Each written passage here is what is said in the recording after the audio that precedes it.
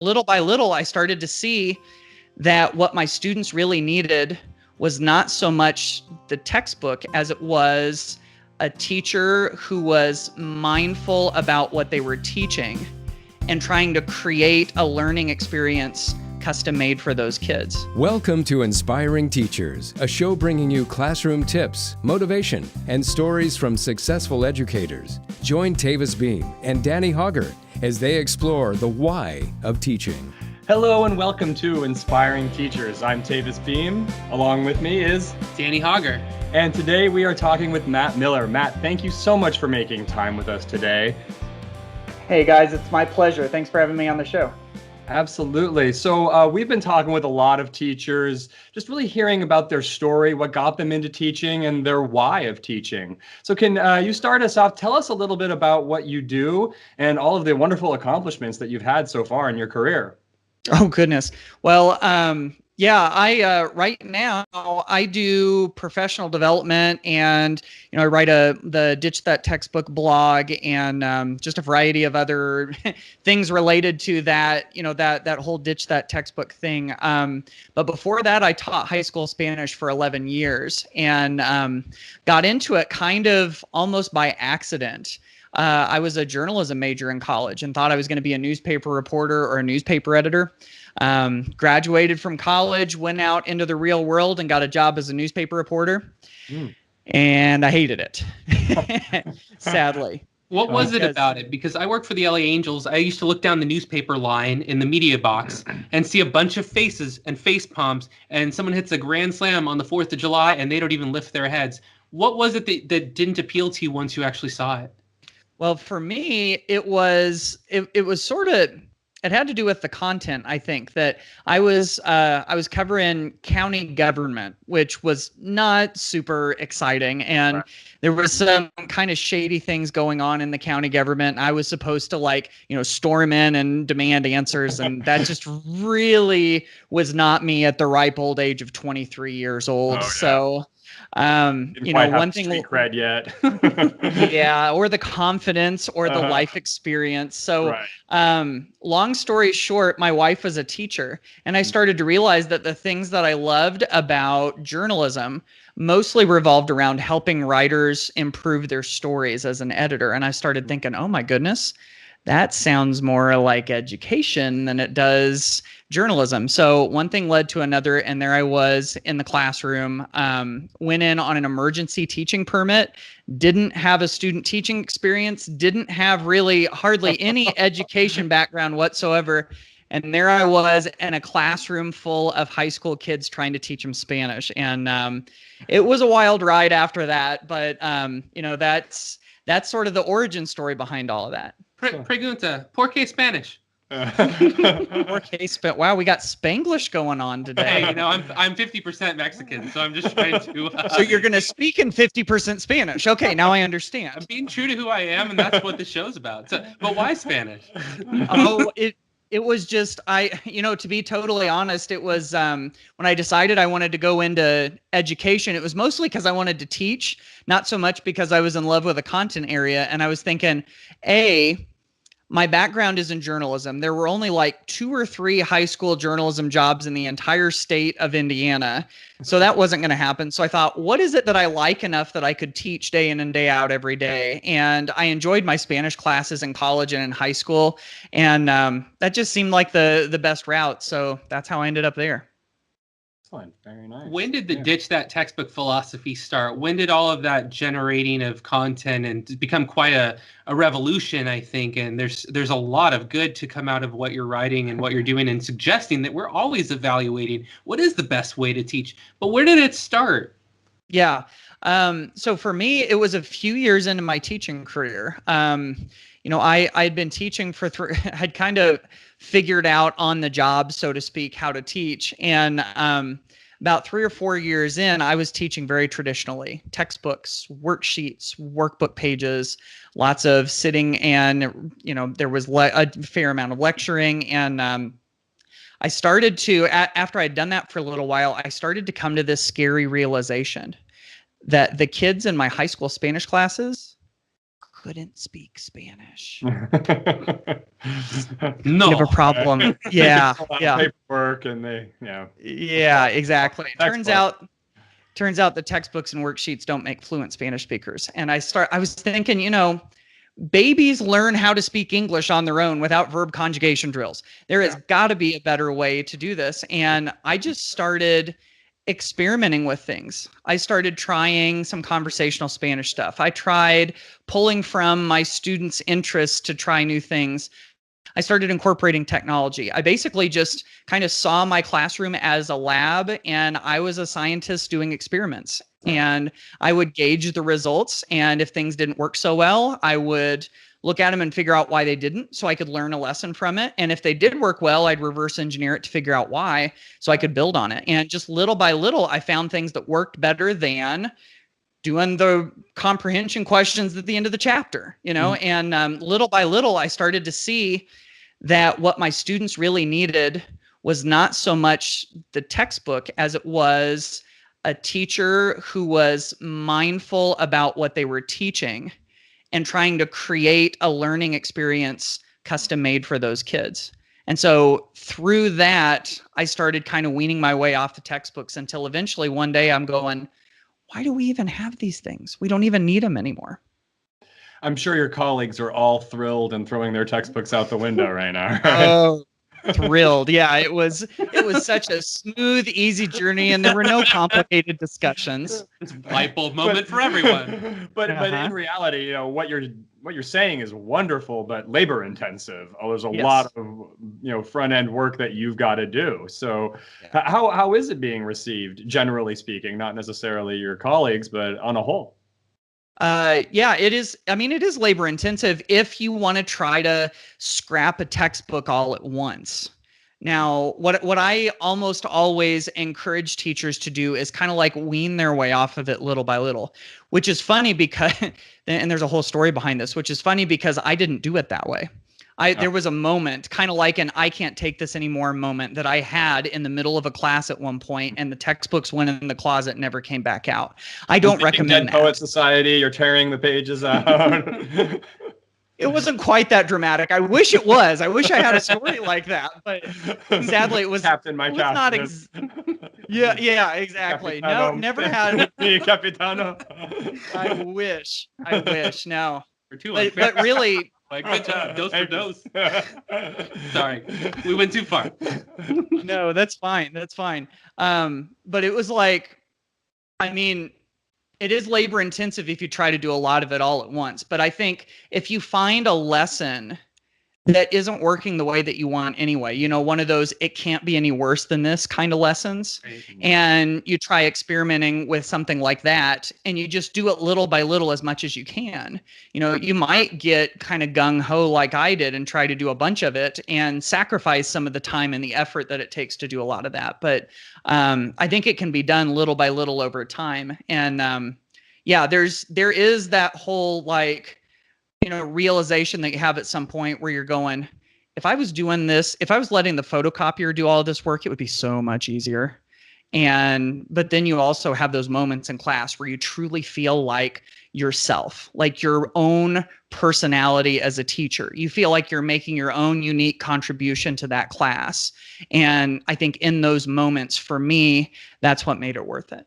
And so what advice would you give to a first-year teacher who is coming in, who still hasn't really learned management systems, organization systems, how to even present themselves?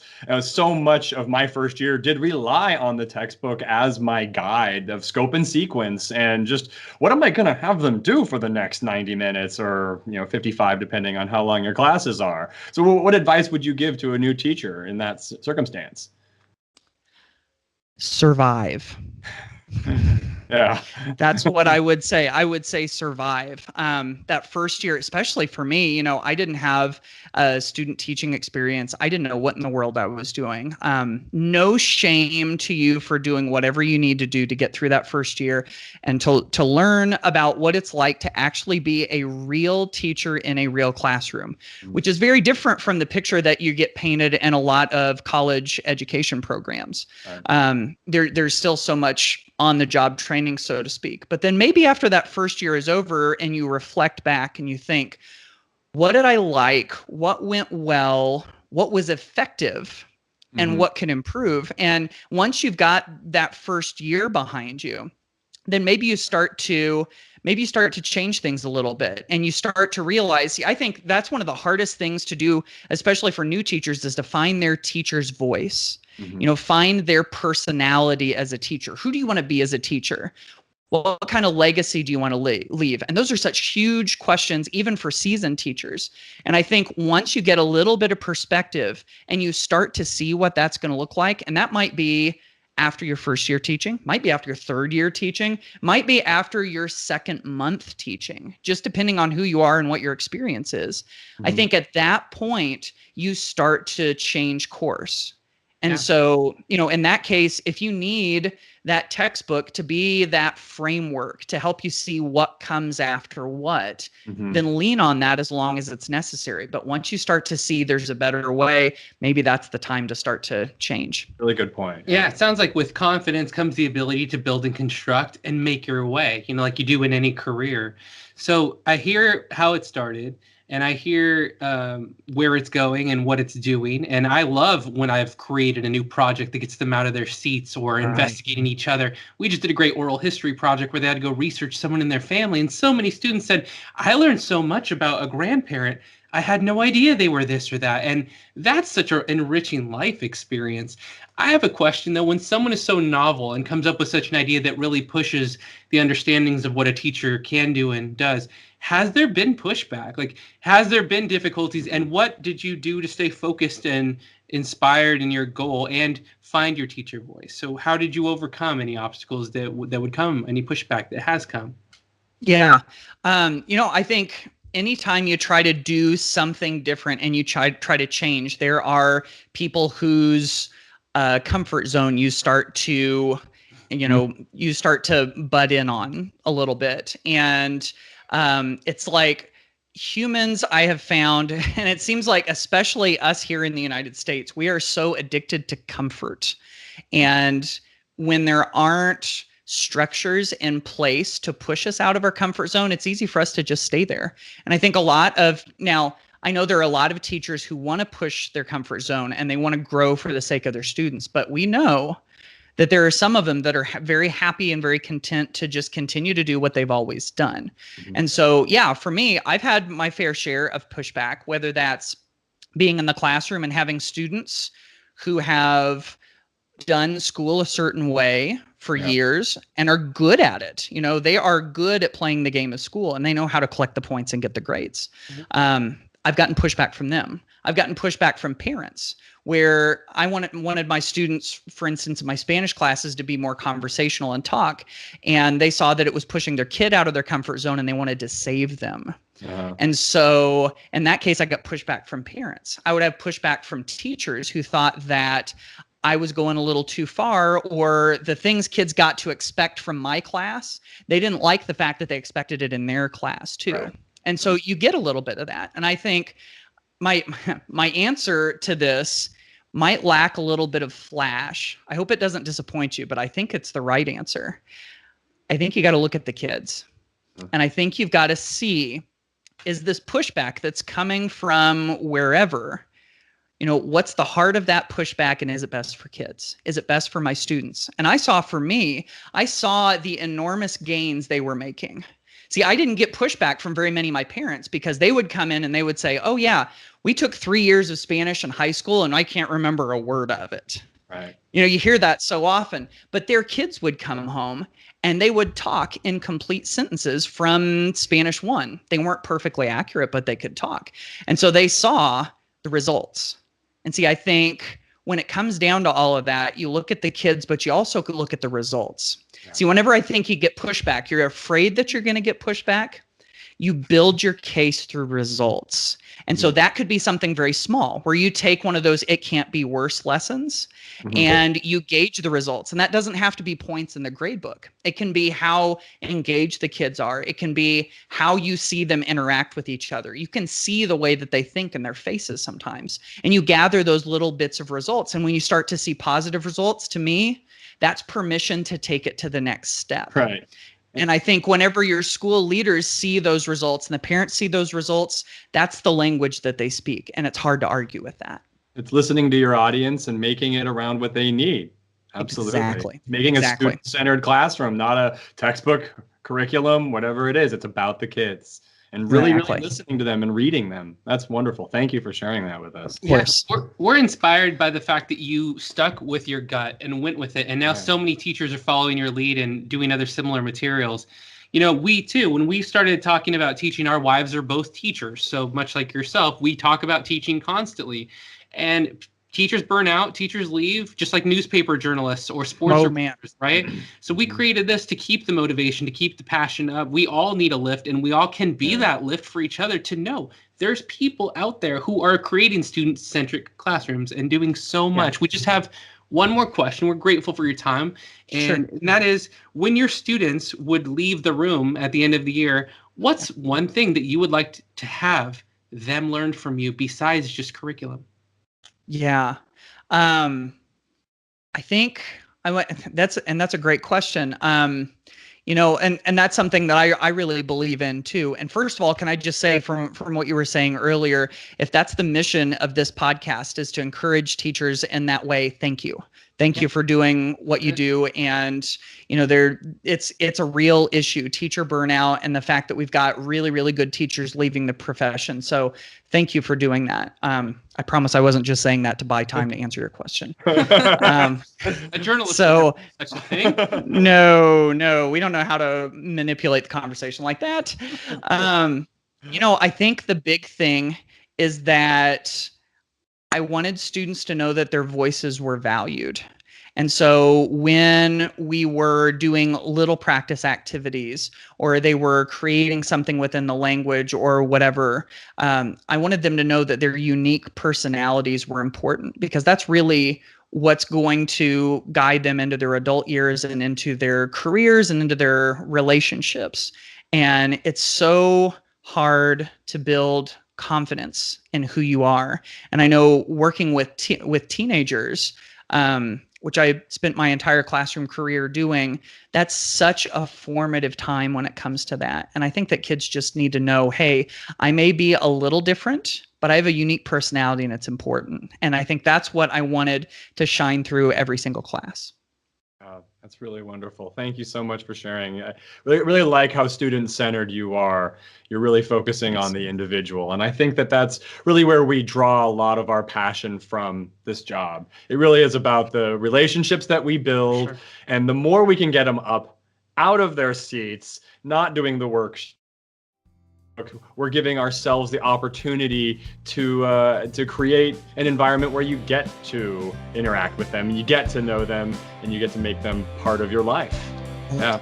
Thank you so much for being with us today. We really appreciate your time and everything that you've shared with us. Oh, my pleasure. And again, thank you guys for what you do and for encouraging teachers. It's my pleasure. Thanks for having me on the show. Thank you so much. For Danny Hogger, this is Tavis Beam, and class dismissed.